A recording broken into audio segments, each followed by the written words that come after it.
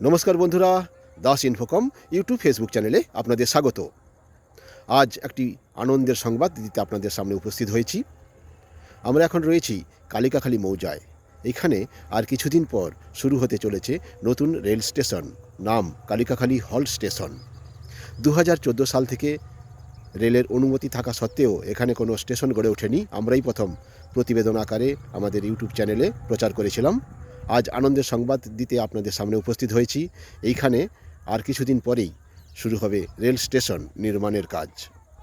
আজ টেন্ডারের মাধ্যমে পাস করা হয়েছে। আনন্দবাজার পত্রিকার 6 নম্বর পেজে রয়েছে। আমরা আপনাদের সঙ্গে দেখাবো, আপনাদের সামনে তুলে ধরার চেষ্টা করব।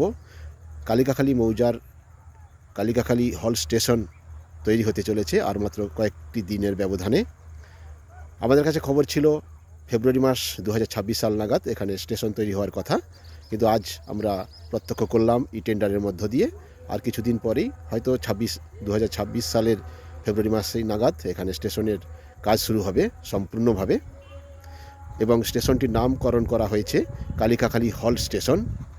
এই এলাকার শুধু নয়, ভগবানপুর এলাকার বিস্তীর্ণ এলাকার, গোপীনাথপুর এলাকার বিস্তীর্ণ এলাকার মানুষ উপকৃত হবেন এই কালিকাখালী হল স্টেশন হওয়ার মধ্য দিয়ে।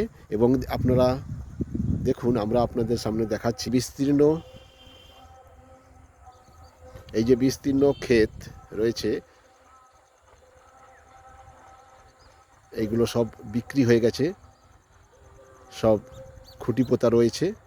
সবাই অপেক্ষা করছেন কবে স্টেশন হবে, এবং স্টেশন হওয়ার পরেই এখানে বাড়ি করা হবে, বসবাসের হতে পারে বা ব্যবসায়িক ভিত্তিক ভাড়া দিয়ে হতে পারে।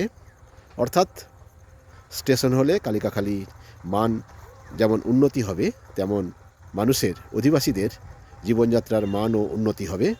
এবং রেলের যে মানচিত্রে কালিকাখালী মৌজার নাম অন্তর্ভুক্তির সাথে সাথে আমাদেরও একটি গর্ব করার মতো বিষয়।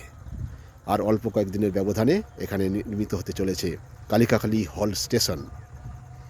ভিডিওটি যদি ভালো লাগে লাইক, শেয়ার, সাবস্ক্রাইব করুন, আমাদের সঙ্গে থাকুন।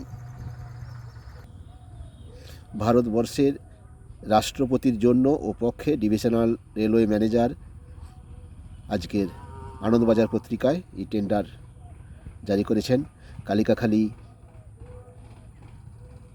হল স্টেশনের উন্নয়নের জন্য। এই যে টেন্ডার